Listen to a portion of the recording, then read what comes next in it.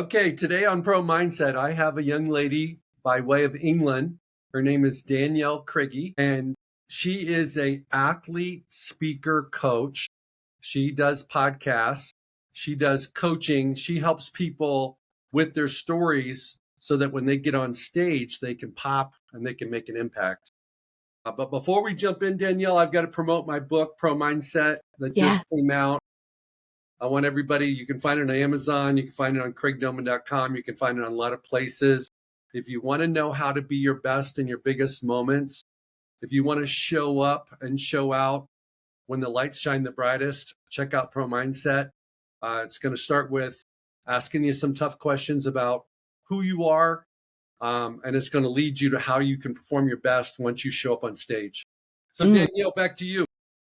Share with everybody your story. You're an athlete, speaker, coach, which means you coach speakers and you like to specialize in athletes. But why don't you share your story, like your story before you did that? Yeah. So I've always been a total word nerd. Like I love storytelling. I love communicating with audiences. I originally trained in theatre and even went to a school in Paris for a while, an international school to specialize in theatre, movement, voice. I've worked in lots of different countries doing that. And I really love it, but actually the lifestyle of theatre is not for me at all. And the thing that I care about most is how we start sharing our ideas. And so I didn't know what to do next and started working on lots of different educational projects with lots of different businesses. And one thing that I found is I would meet amazing, fascinating people who'd be just so engaging to talk to when we sat down and had a cup of tea or a cup of coffee.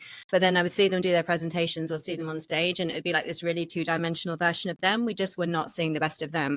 So I kind of accidentally started speaker coaching, found it was something I was really good at. I love to give public talks. I've given lots of presentations and always get great feedback. And it was just something I enjoyed doing. And so I was like, oh, this is interesting. This is fascinating. I get to work with all these experts. So for years now, I've been working with different experts in science, in tech, doing TED Talks, which is where you share your idea in 18 minutes or less, working on keynotes. And so that's a really established business as a remote speaker coach. But about a year and a half ago, I started getting so many referrals from athletes because the conferences I was working with, the teams I was working with, they would hire them. They really wanted them to come and speak at their conferences. They loved their amazing achievements. They loved their presence. They really were interested in their stories.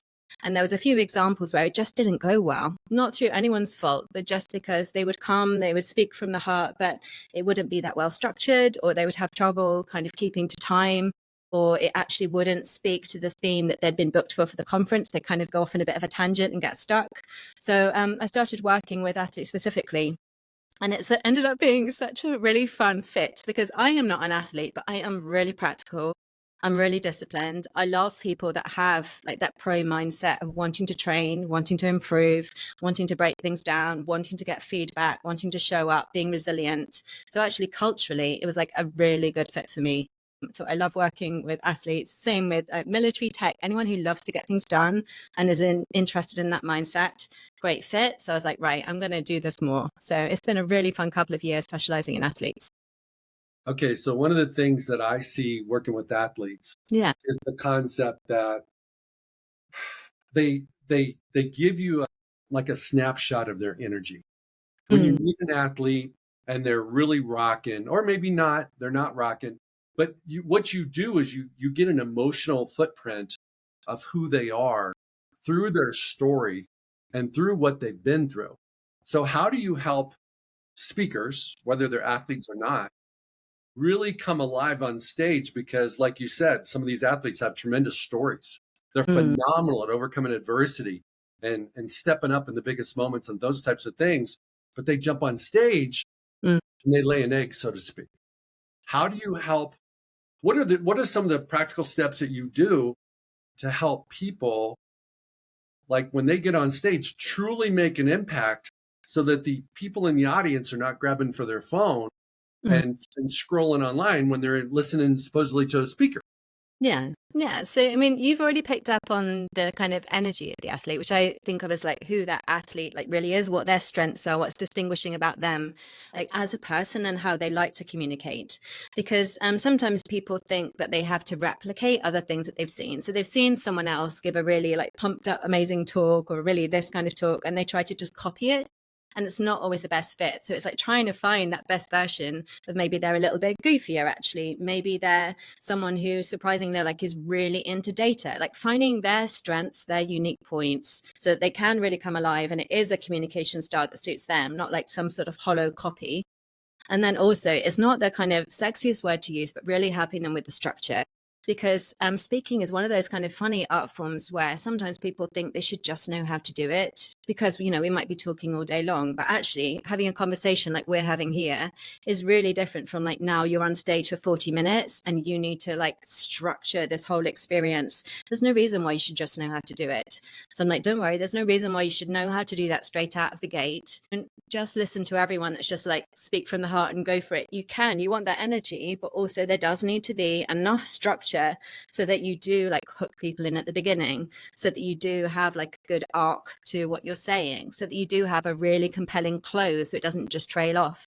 So you kind of know how to practice to keep within the time limits and not just run out of time, so that actually it's cohesive. Like, so we'll talk about like what's the theme. So if say the theme is resilience, no problem, but you might have, you know, hundreds of speakers who are speaking about resilience. What's your particular take on resilience? What's your specific stories? How do we make that like really come alive and connect? And for this specific audience, so we're not just like giving one general talk, we're finding how to make it fit that group of leaders or that group of middle managers or that group of women, you know, whatever the audience is particularly kind of made up of and interested in. Hey, Danielle, this is something that fascinates me because I believe many football coaches are phenomenal speakers. Been to a lot of conferences. Some of these guys are just they're they're great joke tellers. They're great storytellers. They get the audience. It's almost like being in a roller, or maybe like you're in an airplane in a very turbulent flight, and you're like holding on to the seat in front of you because it's so violent, and everybody's heads going the same. You know, everybody's doing it to get together because of the turbulence in the air. That shift. The best speakers keep the audience like on their toes, and they surprise them with things. Like they don't see what's coming all the time. So how do you coach people through that type of structure where, you know, you just gave out hook, arc, a compelling close within the time frame, integrated, have an integrated theme, and make sure it's relatable to the audience, and make sure it's, you know, conforming to the topic that's expected. But how do you, to me, that's awesome. Those are awesome. But how do you help people make a speech that people won't forget? Yeah. Yeah, so many great points there. One, I totally agree with you about coaches, amazing communicators who are really used to motivating, sort of sensing the energy of the room, knowing when to charge things up, knowing when to quieten things down, but an amazing skill set. And the things that you picked up on in terms of thinking about memorability and surprise, two fantastic words that we absolutely want to be thinking about. So to take the first one, the surprise, lots of different ways of doing it. So it can be bringing humor in, but often I'm also trying to make sure that the speaker isn't trying to like neaten up their version of the story too much to the sense that we know where it's going. Because, for example, I had a speaker that I was coaching this week and he was a new speaker.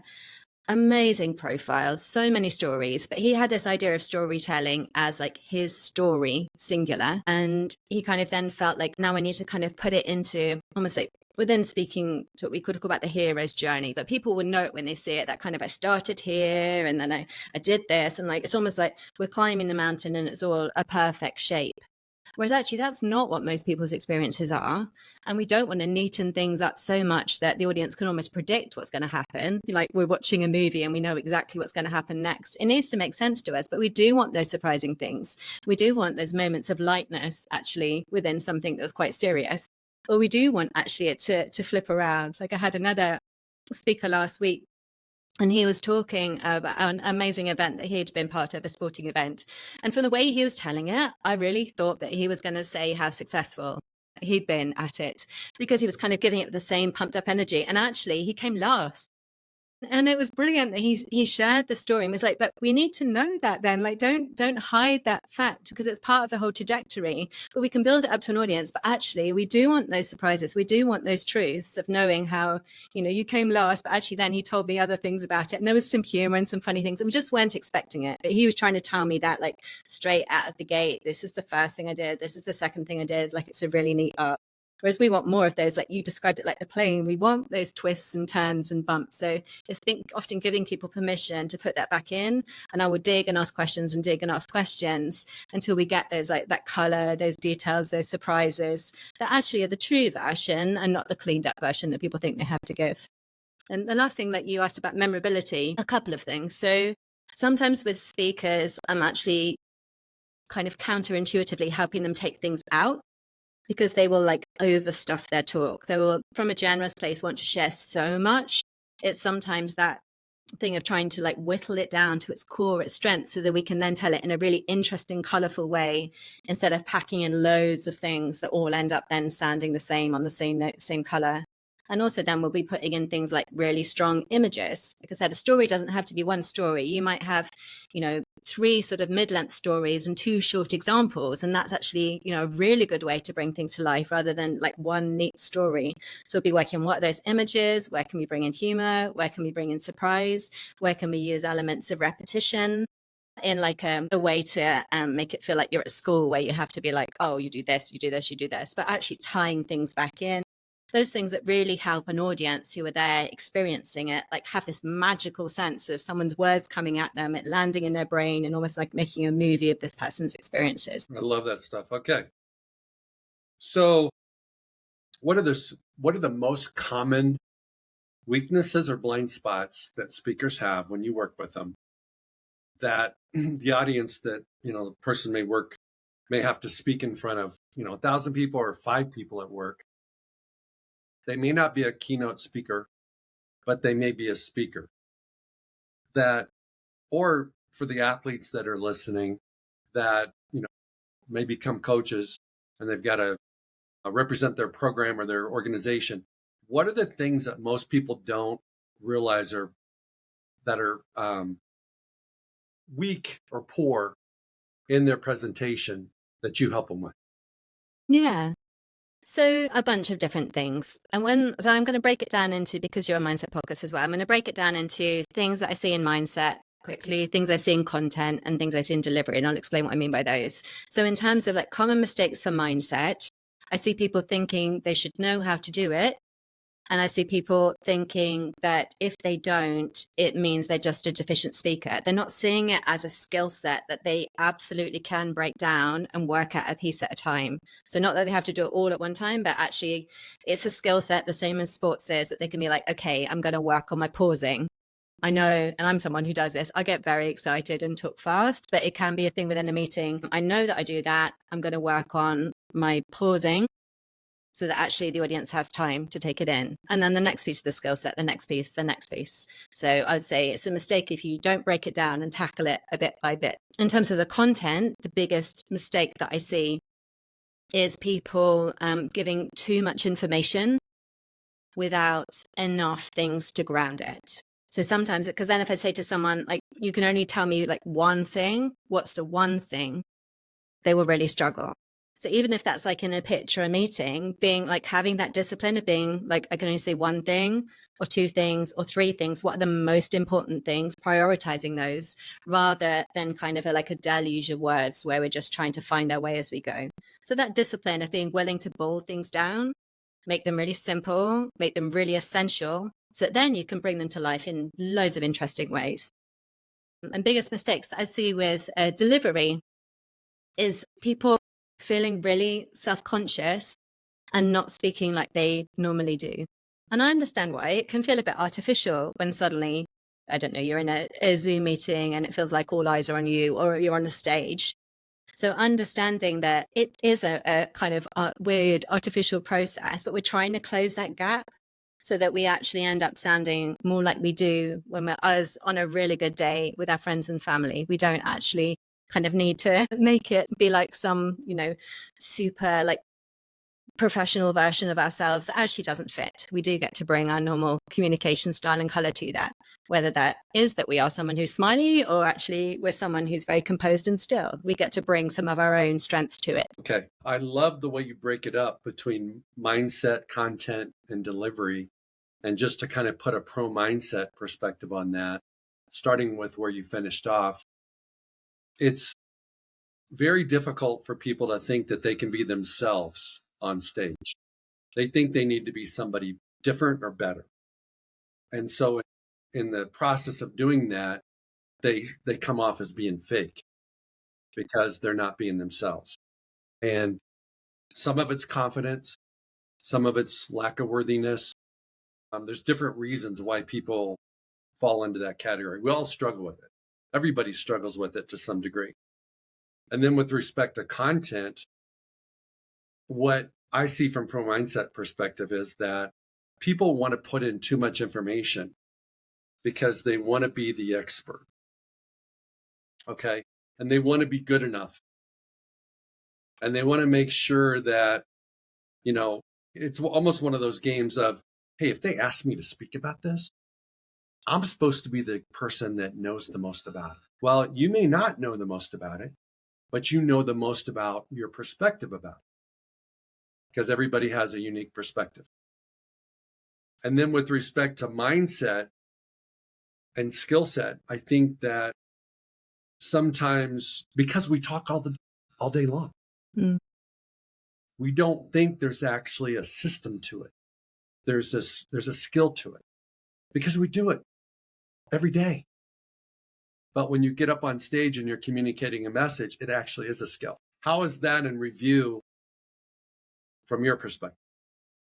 Yeah, I agree with all of that. And so many things I think in reflection, because I think I understand why it's frustrating sometimes when people just say, like, be yourself, because that can actually be a hard challenge, but it is that kind of key to unlock it. So it is kind of how we give ourselves permission to do that. And some of that does come from when we feel more confident with the tools, it's actually easier to be ourselves. Like if we I'm imagining here, projecting here, if we converted it back to sports, it's easier to play in a relaxed or loose or fluid way when you've got like a little bit of functionality with the skill set.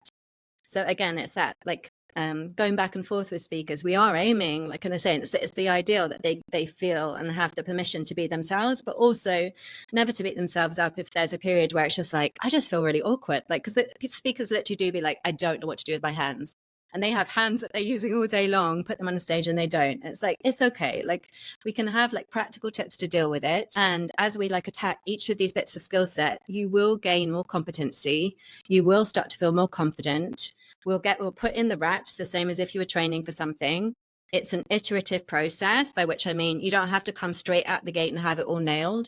So with my speakers, I work really hard behind the scenes to make sure that they're not just kind of catapulted into like a high stakes speaking situation. And that's their like one shot.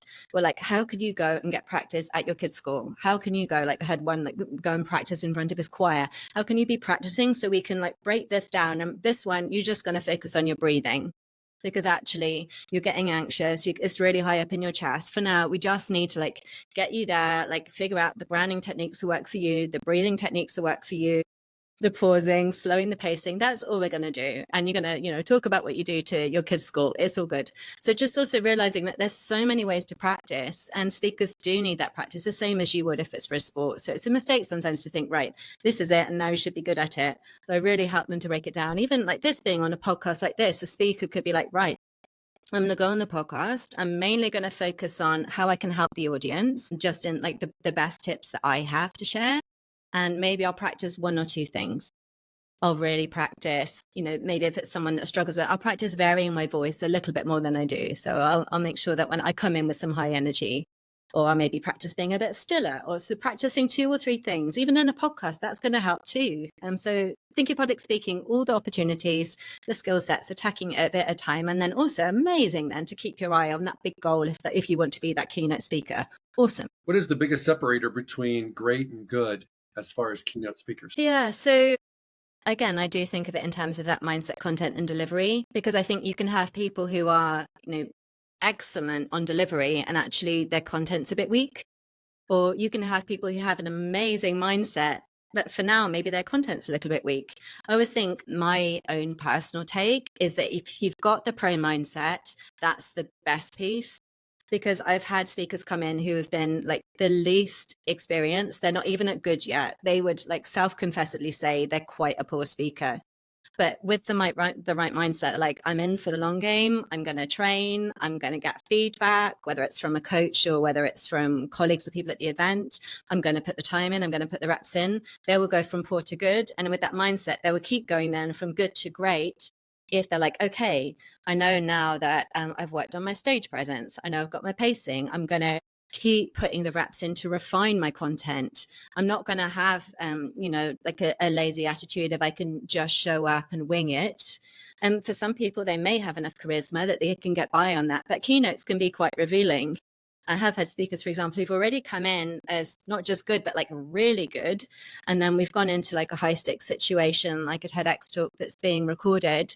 And they haven't put the work in to make sure that they can actually nail it in their 14 minutes allotted time and that it really all flows together. They felt like they can wing it. And actually, a good speaker has surpassed them because they've put in the time, they've listened to the feedback, they've done the reps, they've worked on the next best thing, the next best thing, the next best thing. So I think if you can really nail the mindset and then keep getting better at the content and delivery, that's what's going to take you from good to great or even poor to great. Well, it's just like speaking is very similar to performing as an athlete.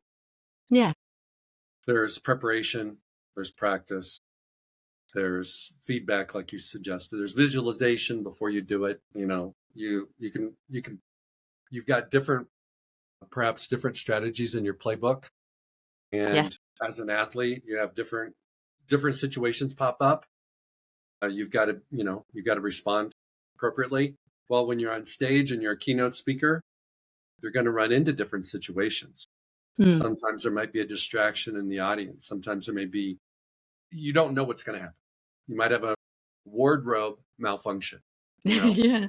You could have technical issues. What do you do when the mic doesn't work?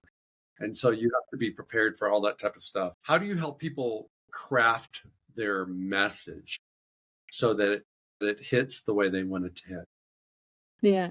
So I'll answer that. But I have to say the reason I'm laughing is because as you're saying those things, I'm picturing all those things that have happened to me, all those malfunctions, all those things that have gone wrong, and for my speakers too. So if it does happen to you, it's all part of it. And like you say, that being able to respond and actually get speakers to train for that, because another really common mistake is that I will see speakers diligently practice, but they'll practice in perfect circumstances. So they'll practice when it's really quiet and the kids aren't there and whatever. And I'm like, no, I want you to practice when there's stuff happening, when the dog is barking and your phone is going, and I want you to be able to deal with distractions. So the same in sport. Did you say how to craft a perfect message? Was that the question?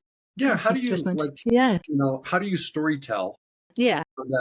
Because everybody's got a different story, a different message, a different perspective on whatever topic they're talking about. How do you what is like movies, like let's say it's a rom-com and it's like, there's kind of a archetype for that story. What is that, generally speaking, as a keynote? How do you help people with that? Yeah, and it's a really good question. And sometimes what I'll do when people are building up to a keynote is I'll actually get them practicing a shorter talk first. So, like, for example, if people have watched the TED Talks, their kind of tagline is an idea worth spreading.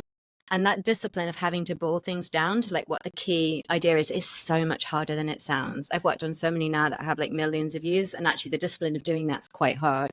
So sometimes with speakers, I'll get them to do that fast and be like, right, let's make like the 12-minute version of that. So there's a really strong core, it's really impactful. And then let's see how we can build it out. If a speaker's already really experienced, they're actually coming to me and they're like, no, it's very clear. Like they have these amazing stories or this specific part of their history or this thing that makes them really unique. And those stories are already there. Then there's lots of different structures that we looked at. Interestingly, that you said movies, a 3-act structure can be amazing. And that 3 act structure like does really then convert to that keynote of kind of what you do in the first 10 minutes, what you do in that kind of middle 20, and then what you do in that last 10 minutes. And we'll look at kind of crafting that like as big sections, almost like a story map, like you would with a film. But we'll look at what the function of each of those is. What is that opening, that the same as if it was a movie, that would really get you hooked, really drawn in, that makes sense for that audience? What are the things that are going to have them leaning in and wanting to know more and having to know how it's going to be resolved? How are we going to build up that body, that middle section, so that it's not obvious, it's not just one note, it's not just kind of the trite things that we could say about resilience or kindness or success or team? Like, how are we going to craft that so it's a really engaging movie? Again, the kind of movie that you would want to, you wouldn't want to go off and make a cup of tea or whatever. You have to know how things are going to work out. And you're also partly like, you're having that empathetic reaction to like, what would I do? Like, what would I do in that situation? How does this affect me? Because we don't want to keep ourselves completely separated. We do want to be thinking how we're going to kind of guide the audience through to have that experience. And then we want to be thinking really purposefully about like what that third act is. And that's honestly, like, you're asking about common mistakes earlier. And that is one area that I see a lot of speakers fall down on, is that like ending, either ending really abruptly or ending in a way that it doesn't have like an intentional note to it, or ending on a note that actually doesn't fit the conference. Like if your keynote's going to be at the beginning or the end, have you set the right tone for the rest of the day, or have you set the right tone for people to leave on? Now, have you made it be back about the audience? Because we don't want the audience necessarily to go away just thinking they're an amazing person. We want the audience to have that sensation of, whether it's inspiration or motivation, to think, this is what I want to do next as well. We want to be putting the audience back in that seat. Okay. I'm going to, just in common language, regurgitate back what I heard. Okay. In the beginning, you just want to get them interested. Yes. So that they don't go to the bathroom. True. In the middle, you want to paint a picture that and share a story that is not predictable. That they again can't get on their phones. And then at the end, you want them to realize how it applies to their life. You want the audience to go, that's me too. Yes. I'm so happy that person spoke the way he or she did, because that's what I've been dealing with. Is that a fair representation of that 3X, or is it different? Yeah, no, I would say that's a really fair start. Absolutely. Okay. Let's go into the first one. Yeah. Oh, I'm sorry to interrupt you. You continue. No, I was going to say, and is that I'm a real structure nerd, and there are lots of different structures. So if someone's kind of listening and thinking, that doesn't suit me, because actually mine's more about like really practical strategies and tactics and less about storytelling, it's like, no problem. Actually, we can make something that's more like, for example, a list might sound boring, but it's not boring if you bring it to life in a really exciting way. So if actually it's, the 5 things that, or there's so many interesting things we can do with that. So I don't want people to think that it has to be 3 acts. I mean, I've got like over 50 structures that I use to work with athletes, but 3 acts is one of them for sure. You have 50 different structures? Yeah. Holy smokes. Yeah. Give us another. Because also people's brains are really different too. And people's brains are different. People's experiences are different. What makes sense to people is different. People's energies are different. So I mentioned, because you'd mentioned movies, and it's something that really kind of makes sense to people. But for other speakers, they work much more visually, or they're really wanting to show how you would get, like if they're really wanting to play with the unexpected. So we'll work with a structure of like from and to. And we'll make it like really interesting in terms of like, what are we going from and what are we going to? But we'll work through lots of different variations. So it doesn't have to be the most common thing that we'd think, like we're going from, a kid who grew up here to someone who ended up in the NFL. We'll look at all the different like froms and tos that happen, and how some of them actually didn't go in a straight line, or might be the opposite of what you'd think. And we'll make like a really interesting visual structure, but it's all sort of focused in around the from to. And that's great for the audience too, because we're thinking like, where do we want to take the audience from and to in this section? Where do we want to take the audience from and to overall? So Yeah, I've got lots of very fun visual structures for working with people as well that like give that unexpected pattern, which is good for breaking out of when keynotes sometimes can feel a little bit formulaic.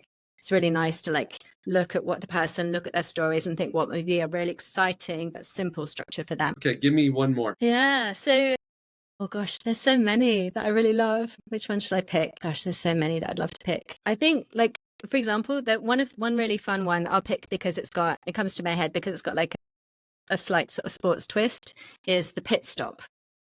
So that's a structure where we look at like if you know, I mean, I'm not a Formula One expert. I watch it on Netflix, but you know what a pit stop does, like what the kind of function of it is. Like it's impressively fast. You know, there's that crew who seem to work at absolute lightning speed. It's going to be like every second counts. Everyone has a different job. When things go wrong, it's quite calamitous. So we'll look at kind of the concept of a pit stop and we'll shape the sort of athlete's experience around like what have been some of those like pit stop moments in their life where actually a team has been able to support them. Because sometimes also with keynotes, it becomes a little bit individualistic and people forget to talk about, you know, the coaches and the teammates or and their partners or the children or the different things. So what the pit stop sort of structure lets us do is go through a bunch of different pit stops in their life where they were actually quite dependent on the people around them. What did they need to do? Who was in place? What happened? What had happened just before coming up to the pit stop? What happened after the pit stop? And we'll use that to kind of unlock some of the group scenarios around that person's journey. And so then the audience won't know that we've like talked about pit stops and thought about the pit stops, the team, the speed, what goes wrong, what doesn't, but actually unlocks a kind of interesting way of talking about those group moments within the athlete's life.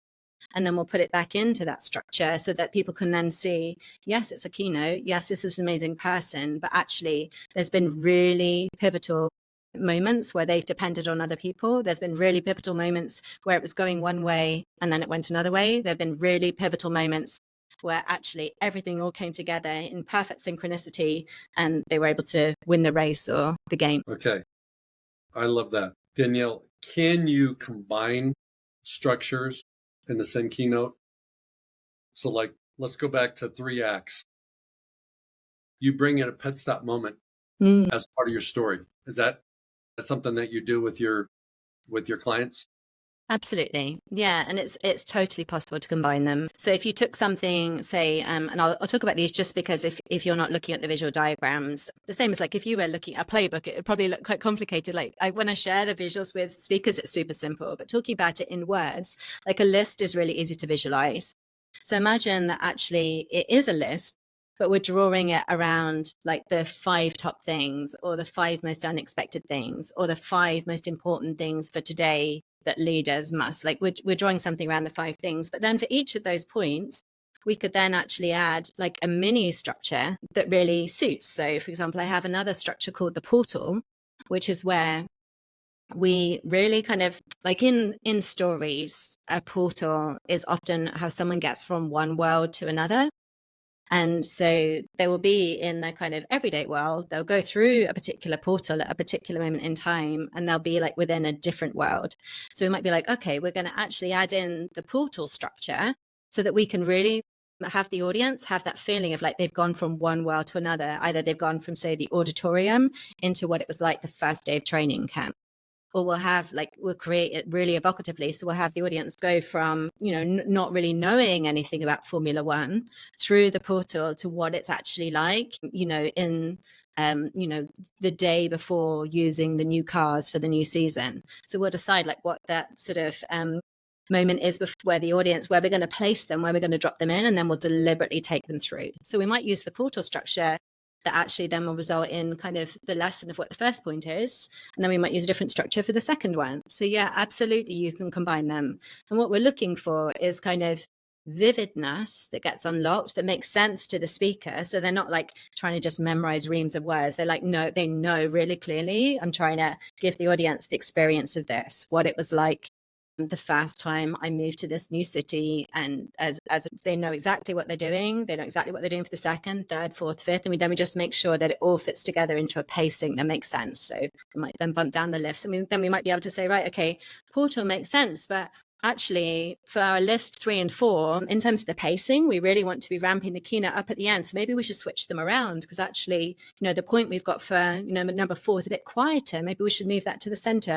So we'll look at really easy ways, like visually, of being able to move things around until they've got a structure, absolutely makes sense to them. The audience would never know. Then it's like you take all the scaffolding away.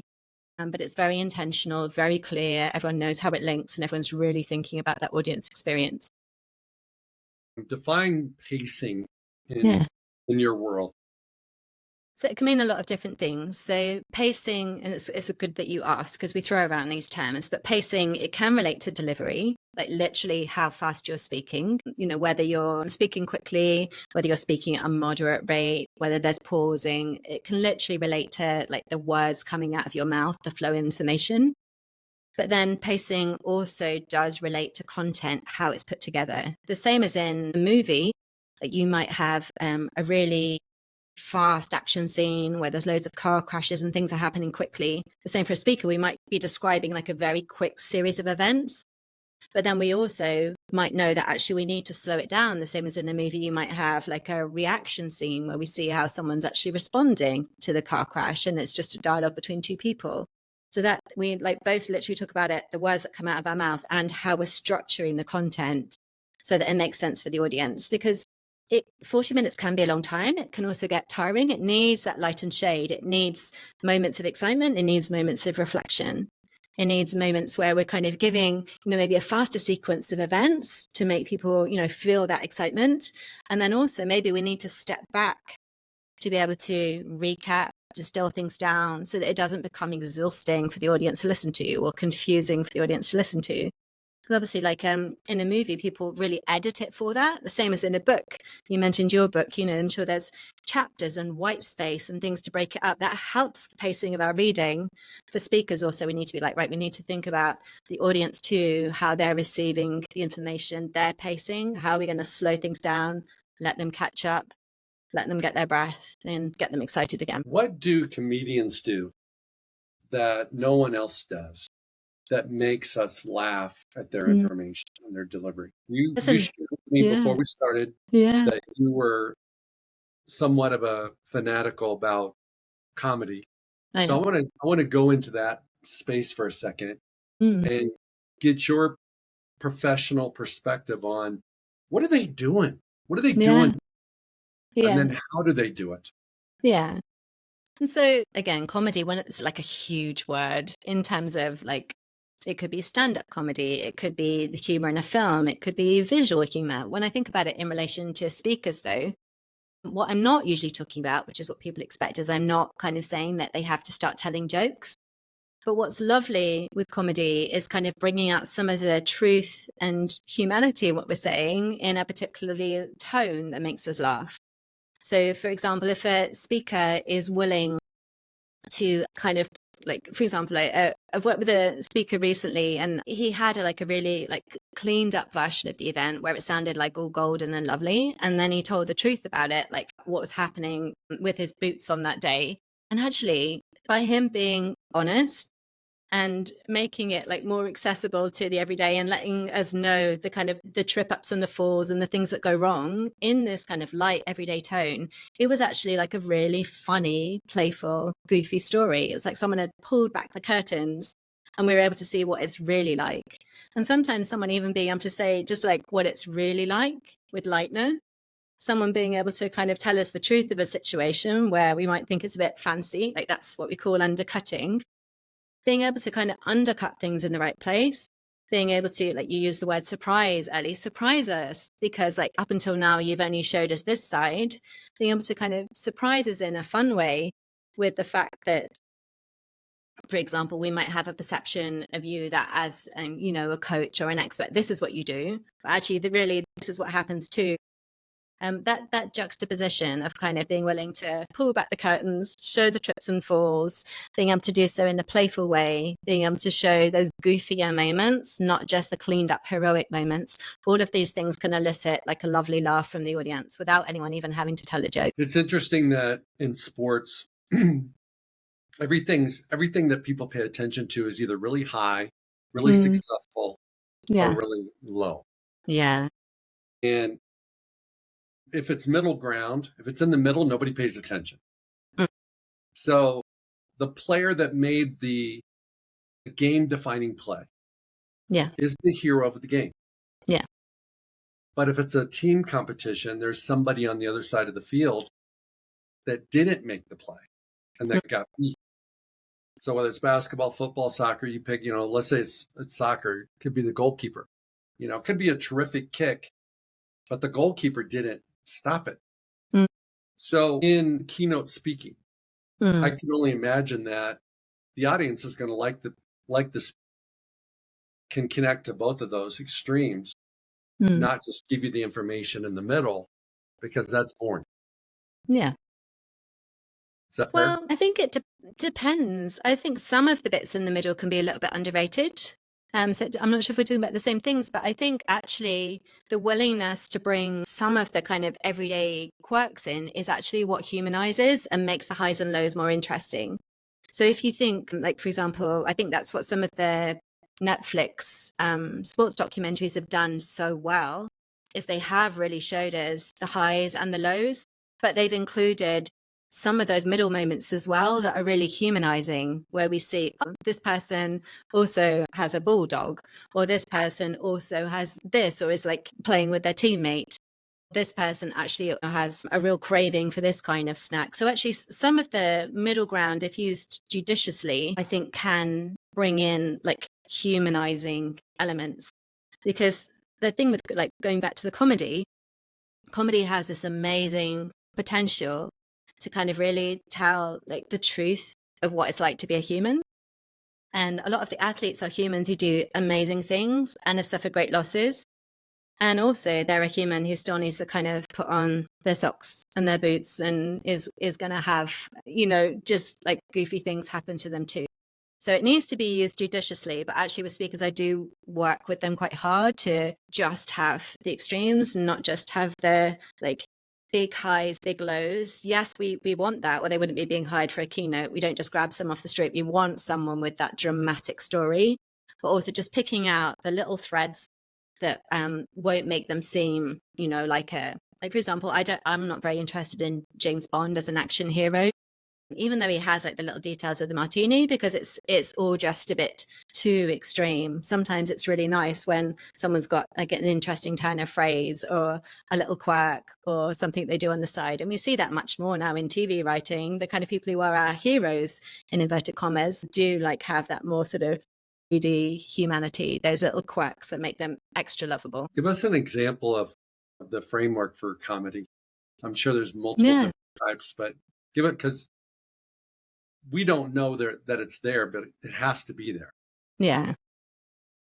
Yeah. So what I don't do with speakers is I don't get them to, like, I think about structure a lot, and I also write comedies. So I think about the structure of a comedy, like whether it's going to be fast or whether it's going to be action comedy or a buddy comedy. So when we like think of it in those big terms, I've yet to have a speaker where I've recommended that they bring a whole comedic structure to their keynote.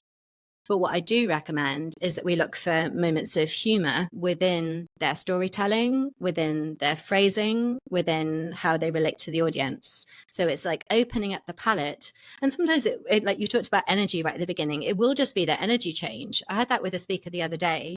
And when you get to know people and you get to know their sense of humor, you kind of see them beyond like they're turned on, like serious, this is what we're doing. You get to learn like what makes Craig laugh or what makes Craig's family laugh.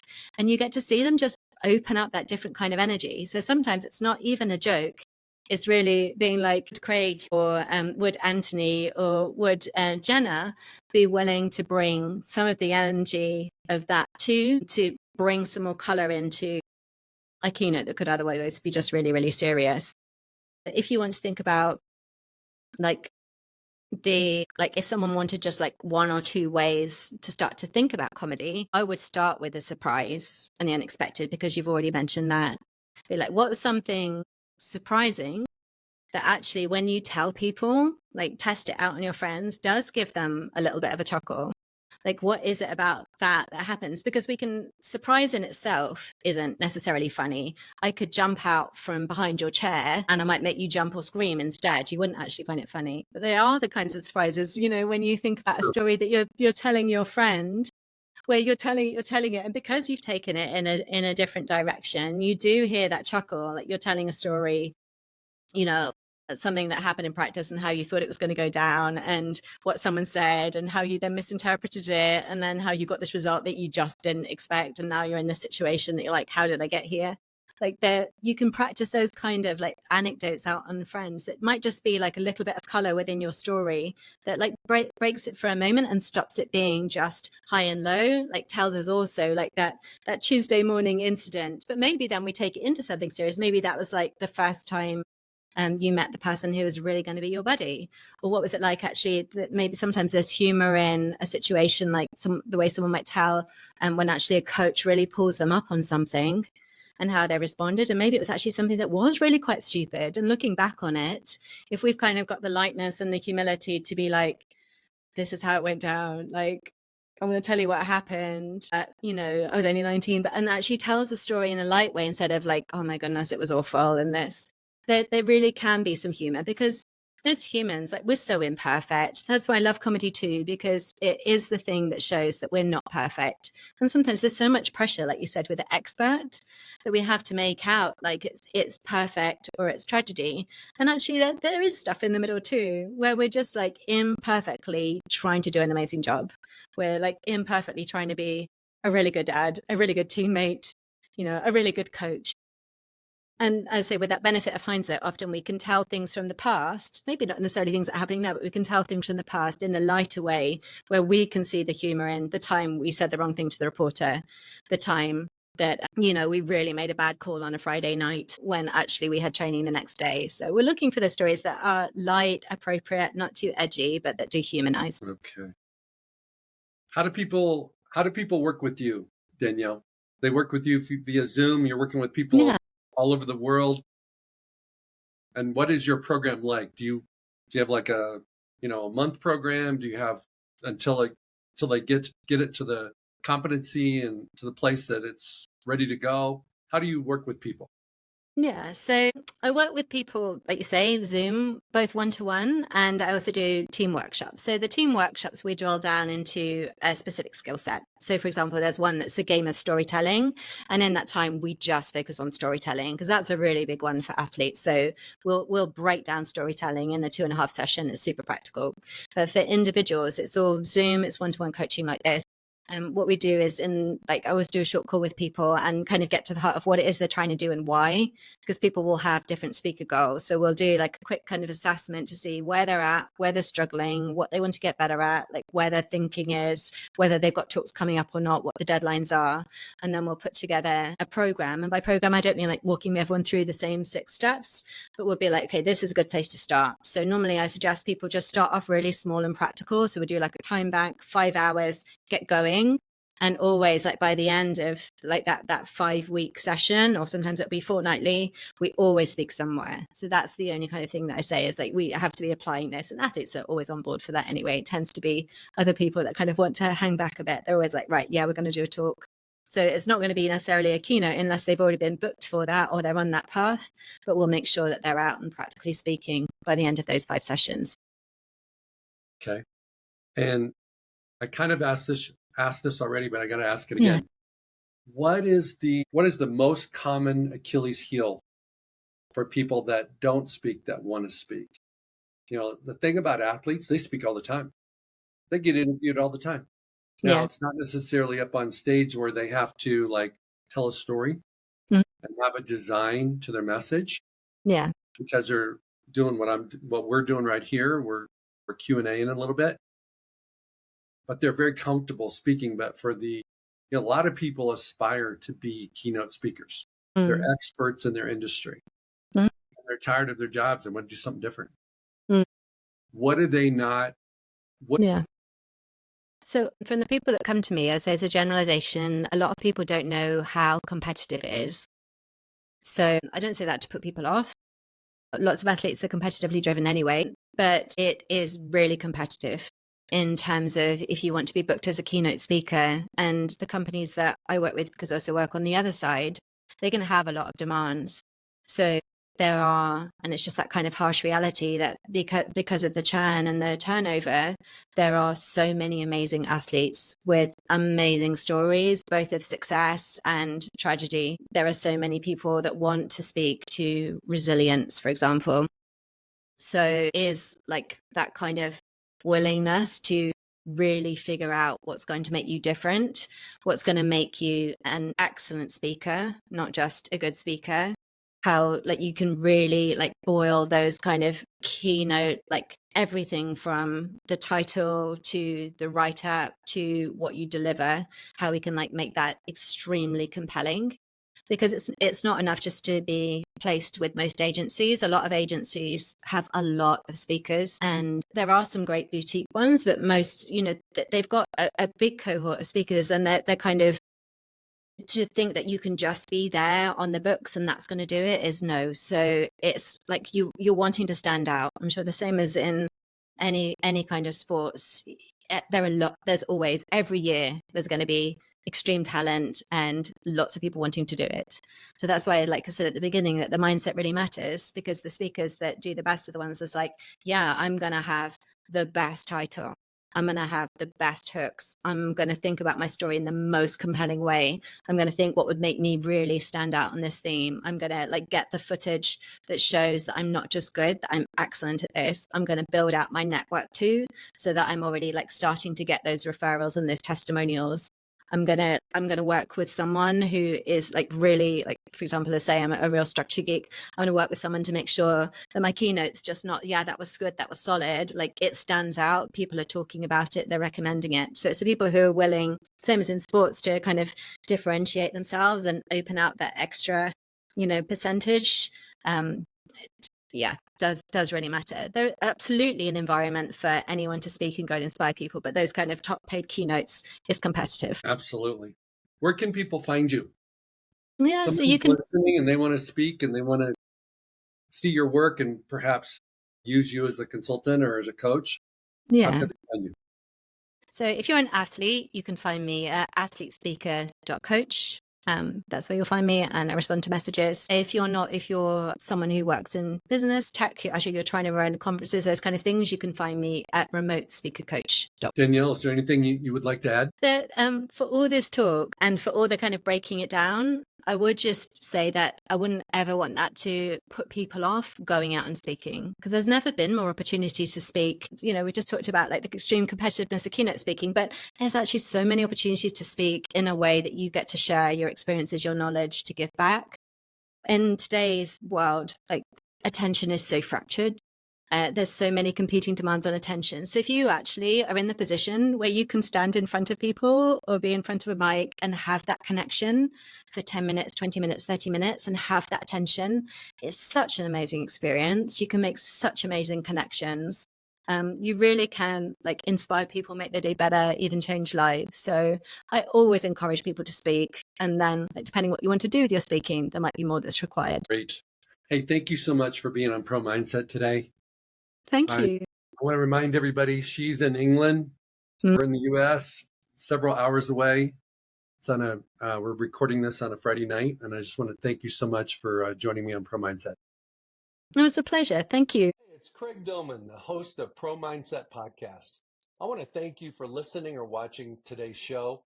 And you can catch us every week on the normal social media platforms like YouTube, Facebook, Instagram, and all the listening podcast platforms. I hope you enjoyed today's show, and more importantly, I hope you gained a pro mindset insight. Please be sure to rate and review Pro Mindset Podcast, and I look forward to catching up with you on our next show.